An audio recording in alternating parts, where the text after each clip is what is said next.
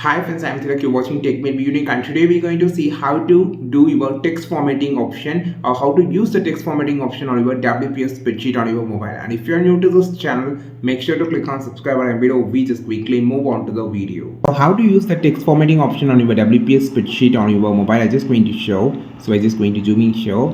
So just going to type some text here so you can find text format. Okay, so let click on this icon. The first you can just change the size. This is one of the text formatting option. You can change the font, and you can just add boldness, and you can make it as italic style. If you just need it underline, you can just underline it. And next, the text color can be changed, and click on this icon for more colors. You can choose from the various of different colors here. Okay, so next have a fill color. So this have a fill the color on the background. For an example, I just need a gray color or black color like this, so it will be like a highlighter.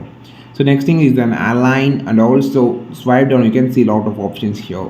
This is how you just had a text formatting option on your WPS spreadsheet on your mobile. I think this video helped you a lot. Like this video, share this video, subscribe this channel. We will meet our next video with a super valuable content. This is Tilak signing off from Tech Made Be Unique. Have a wonderful day.